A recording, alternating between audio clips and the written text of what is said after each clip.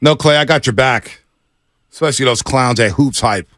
Said you're the third most overpaid NBA player in the history of the NBA. Let it Lord. go. Oh, I won't let it go. I will bring it up all season long. Guy just led the league in threes made. What's the snowman? Guy just won a fourth championship. Frozen? You know, Olaf? Okay, he missed 2 years. He got paid $70 million for missing 2 years. Wasn't his fault. His knee gave out. His Achilles gave out. Whatever. I can name 25 players who are more over. I can name 50 players who are more overpaid than Klay Thompson in the history of the NBA. Name three. Name three? Chandler Parsons. All right? Chandler Parsons. Timothy Mozgov. How about that? How about Irvin Magic Johnson, the fake one who played in Milwaukee? What about Jim McIlvaine? All right? What about that? What about Rashard Lewis? What about, did I say Gordon Hayward? What about him? Huh? What about Kristaps Porzingis? What about John Wall? You kidding me? I could keep going and going and going John Wall's and on going. the list. He's number one. Well, I named him. And it's because of injuries and stuff. But I don't agree with it, but I understand where they're coming from, and it's egregious. But I'm going to start calling you Elsa now. Why are you calling me Elsa? From Frozen. Let it go. No, I won't. Let it go. Or do you want to be the snow guy who melts at the end? I never let things Olaf. go. I never let things go. You're a Kristoff guy. I keep a chip on my shoulder. So it keeps me going every day. I'll start calling you Hans. Hans Hill. I like that. I like Hilton Hill better. Hilton? Shout out to Michelle down there at the Hilton Hotel. What's the hook gonna be? Uh-oh. Look, Coach Charlie Johnson, Stuart Hall texted me. I didn't know he had that swag. What'd he say? That was a jam. That's how you know Charlie Johnson's old school. That was a jam. That was a knee knocker in my day. Knocker. I'm teasing. They're out there jamming. I remember Kolsky. We were sitting at a Warriors game, and they had the junior dance team out there. They were dancing to E40. I remember Kolsky was knocking his head. He goes, I'll never forget it. He goes, damn, these kids are jamming. I loved it. I love jamming. Jamming. The only jamming I will acknowledge, the Q, and also from Bob Marley. I like that. We're jamming. We're jamming. All right, let's go out to Pittsburgh, Pennsylvania. We gotta get ready for the Steelers. The terrible towel. One of the blue blood organizations in the NFL. I'm excited for this game. One of the best games on the schedule. Best games on the schedule for week number 1. Craig Wolfley played offensive line for the Pittsburgh Steelers back in the 80s. He's now a Steelers color commentator. He joins us here at 95.7 The Game on the Morning Roast. Joe Shasky, the Butcher, Bonte Hill. Craig, good morning to you, man. How you doing? I'm doing fine, and good afternoon to you. But dude, you sound like a guy who was just bludgeoning people in the trenches, man. I heard your voice on the calls before, man, but to hear it in real time, man, is pretty cool. Sounds like you're ready to play on Sunday.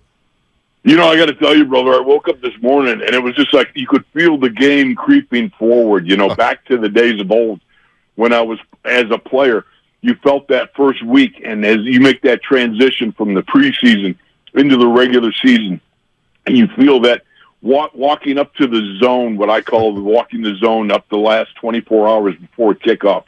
It's a beautiful thing, man. I mean, because you're preparing yourself for something that is so unnatural for the human body, and you're going to have at it. It's so much fun. And so, yeah, I felt the game creep coming up this weekend, and it's going to be a big one, that's for sure. I feel it right now, Shasky. Don't you feel it from Craig right now? When you get two physical defenses here, well, let's start off. We got to start off with TJ Watt. When he hit me with the brother, I knew right away, my guy's ready. Yeah, he's ready. Now we got to get Craig back on, man. Even if we're talking Steelers, Browns, I do not care. I got to get more Craig Wolfley in my life. TJ Watt, let's start there. Nick Bosa got the DPOY last year. TJ Watt the year before. He's a menace here. What do Niner fans need to know about TJ Watt? Here's the beautiful thing about it, and I have to tell you, selfishly, I'm glad that Nick Bosa signed and is ready to go, because think about it. You have the two apex predators of quarterback saccurations about ready to have at it at Acrisure Stadium. That's what you live for. I mean, you as a fan, you want to see the very best, and TJ Watt is one of those guys that is up there in the upper echelons of the very best. He's got great pass rushing IQ. He's got the ability to hold the point, set the edge, do all the things that you got to do.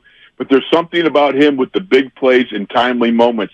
He comes through in those big moments on the big stage when things are really up in the air. And I'm looking forward to see, because here's the thing about it. When you're a player, you want to be the best on the field at your position. I was a guard, left guard. I wanted to be the better left guard than the other team's left guard. And it's the same way when, you have these guys like TJ and Bosa. I mean, they both want to be the best, so you're going to see your best foot forward. I know Nick has got his cramming, trying to get in, the last couple of days before, but certainly this is going to be exciting, no doubt about it. Well, I mean, when I think of the Pittsburgh Steelers, I think of defense. I think of the 3-4 and all the great linebackers that you guys have had over the years. What makes TJ Watt, and you've seen all of them, especially since back in the day, what makes TJ so unique? Like when Niner fans are watching him this week, what are the attributes that they should be looking for? Well, one is just his game brains. I mean, that's just a rough way of saying he takes his experience and then he uses that to formulate things when the X's and O's start to move. A lot of guys can play when the X's and O's are lined up, and it's when they start to move and get kind of hairy, scary. Some guys get their coordinates all grouped up. Not TJ Watt. This guy has a sense for big moments. He has a good pass rush understanding. He's one of those guys that can pull the ghost move, ducking under, or he's got the outside chop. He's got different moves that he's going to throw at the offensive tackle, McKivitz. He's a guy that has that IQ when he knows when to drop back and become a problem in the throwing lane of a quarterback. If he's sensing by personnel groupings or down and distance what a play is going to be. So I would say the biggest thing with him is just his ability to know where he is in the moment and what he needs to do. Well, Alex Highsmith on the other side, we got to worry about number 56, but another player who flashed in the preseason, who I'm also concerned about, is this number 51, Nick Herbert. Nick Herbert out of Wisconsin. He looks like TJ Watt. What do you know about, what did you see from Nick Herbert so far? Is he going to be a factor in Sunday's game against the Niners? Everybody was shocked at this young man coming up and the play that he exhibited throughout training camp and throughout the preseason. Look, I don't know what's in the water up in Wisconsin. It's got to be something in the cheese, because those cheeseheads coming from Wisconsin, they're a heck of a group of ball players. There's several that the Steelers have. Nick Herbert just has that ability to get it done. You look at him, he's not a 500-pound bencher. You look at him, he's not a 4'2", 40-yard guy. He's not like 6'8" and whatever. He looks like a regular outside linebacker with just the ability to get it done. I mean, the fact that he had 2.5 sacks and only, maybe under 30 rushes really made him stand out. But the things that I noticed were on certain games, for instance, one time there was a screen. He's running a twist. He's the trailer going inside on a twist stunt like they do with Bosa a lot. Well, he sees the back leaking out into a screen, and what a heads-up play. He goes, retraces his route, and comes to the outside, forcing leverage on that running back and letting the posse, the guys from the inside, come in and make the play. But that's a heads-up play for a rookie, especially in preseason. But that's what you get with him. He's a very smart ball player. Who's your X factor on offense? We see George Pickens in fantasy, and Deontay and Najee, and those are the guys that Niner fans are going to probably have on their team or be going up against them in fantasy. But who's the X factor that makes this offense hum? The one guy is Pat Freiermuth, the tight end. You guys got yourselves a pretty deadgum good tight end there in Kittle, and I think Pat Freiermuth, that's a good tight end. That's going to be a good battle between them. I look at a guy like Freiermuth, and I also look at a guy like Jaylen Warren, who everybody knows Najee Harris. He's a banger. He's going to bang away. Jaylen Warren's another guy that is also one of those kind of under the radar, not as much appreciated guys, but he's got some very, very excellent quicks. He ripped off a 62-yarder in a preseason game. He's capable of doing some damage. Wow. Hey, Darnell Washington, how much will he factor in? And a lot of people don't know Darnell Washington. He was on the Georgia Bulldogs the last few years. He looked like he was made in the lab wearing number 0. He was huge. A lot of Niner fans wanted Darnell Washington. Will he be a factor at all? Will he get reps? Where's he at on the depth chart here in the Pittsburgh offense? Yeah, he's behind Freiermuth. And Freiermuth, let's just face it, Freiermuth, he can take any safety in between the hashes. Wow. I mean, he is very quarterback friendly, gets his numbers to the quarterback, and very good for Pickett. But you got a guy named like Darnell Washington, or as the late, great Myron Cope would have called him, Mount Washington, because you got to get the Warsh in it. That's Pittsburghese for Washington. But, Mount Washington, is 6'8", and the fact is this guy is huge, and he plays like an offensive tackle with tight end skills. I mean, you watch when he blocks, he will put people in the turf, and he'll try to drive them into the turf, not just on the turf. It's a good old-fashioned goring. He'll throw guys down and then nail them when they're on the ground. And, that's the way it used to be done in the 80s and 90s when I played. It's great family fun. Mm-hmm. So the fact is this guy is very physical. He's going to present a lot of challenges because of his height. To defend him over the middle or down in the red zone, it's almost like you got to follow this guy to be able to defend him properly. That's how big he is and what a shadow he casts around the people around him. When he was coming out, I didn't think he was the flashiest quarterback by any means, but then when he gets selected by Pittsburgh, everyone's like, it makes a lot of sense. Like, he just fits Pittsburgh. Yeah. Obviously played at Pitt, but it just fits like the whole way that we view the organization from the outside. What's the deal with Kenny Pickett from your perspective? Well, I think what we got is a young man who is making tremendous gains in the offseason. He went into last season when he got the starting role at halftime of the fourth game. It was kind of thrust on him, and he had very little work with the ones. He grew throughout the season. We saw him do some very good things, especially climaxing in the immaculate reception 50-year replay when he led the team on a last-minute drive against the Vegas Raiders and put one in the end zone. He just grew, and he's continuing to grow. In the offseason, he spent so much time preparing, and you can see it. I mean, he had a perfect quarterback ready, not that it means anything in the preseason, but it's still a 158.3 on 13 of 15 passing for $199. Led the the Steelers' first-team offense, 5 possessions, 5 touchdown drives. Look, it couldn't have been any better, but I know it's preseason. But let me put it this way. If they were 0 for 5, you'd start to sit there and go, uh-oh. And if Kenny was, a quarterback ready was 75, you'd like go, uh-oh.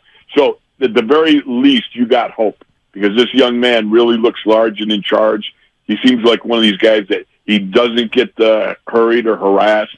He's one of those guys that if the pocket's breaking down, he's going to change the view, leak out left or right, do whatever he has to do to look downfield. And his arm looks stronger this year than it did last year. Now, that could be just confidence and throwing the rock into some very tight windows. But the kid has got it, and the kid is able to marshal the resources around him because people look at him, and you can see that they're checking in. They believe. And you get Mike Tomlin there, who's been there for an eternity. You guys have had like 3 coaches in the last 100 years. But I do want to ask you about your brother because you and Ron Wolfley, who also is a color commentator for the Arizona Cardinals, you guys have beat up December 3rd when Arizona visits Pittsburgh. What did you guys know you guys were going to be color commentators? You guys both played in the league. He was a fullback. You were obviously a left guard. What is it about you two guys? Because you guys are 2 of my favorite color commentators out there. You guys got words that you make up on the fly. You guys are passionate about it. What is up with you and your brother Ron? Well, we're both heavily concussed, so that really helps when you're putting, when you're putting word formations together. I always say that the ability to come up with words is the result of a fine Syracuse education and double-digit concussions. It seems somehow to work together. So the fact of the matter is, you love this game. This game is just so wonderful. My brother Ron is just a terrific announcer. I think he's the best, man. Just listening to him, I always get all fired up. And, we grew up loving this game. And even with our youngest brother, Dale, who does a lot of commentary for WVU. But the fact is, it's the love of the game, the passion. We grew up as young guys in the suburb of Buffalo, New York, 2.4 miles from the Bills Stadium. And, we had dreams bigger than our talent. But, God has blessed us, and we've been fortunate to be able to do the things that we're doing. And it's just been it's been a wonderful ride, man. I got to tell you. Nah, you guys get us all fired up, man. And, you talk about Pittsburgh and that city, it breeds football. Pennsylvania, the state of Pennsylvania breeds football. That's what you guys do out there. So what are you guys expecting from the Steelers this year? Because Cincinnati has come in and taken all the headlines the last few years. You got the Baltimore Ravens. I know you guys can't stand them, but Lamar Jackson and this new passing game, they think they're going to make big things happen this season. And, of course, you got those Cleveland Browns over there.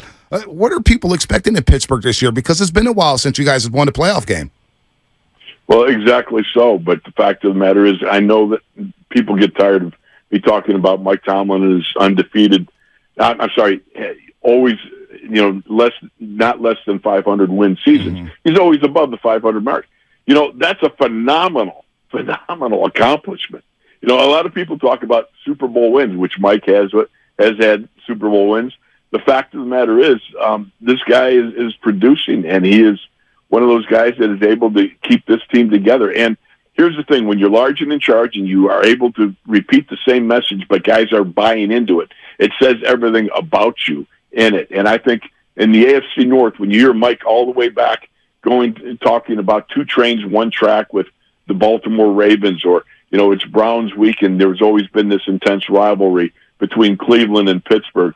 It's a great division, but I really think that the opportunity exists this year because now with Kenny having the people around him, and this is the kind where you get an opportunity to build. When you have a quarterback on his rookie contract, you have an opportunity to build for the future because it's not costing you half of your salary thing to be able to put into the quarterback position.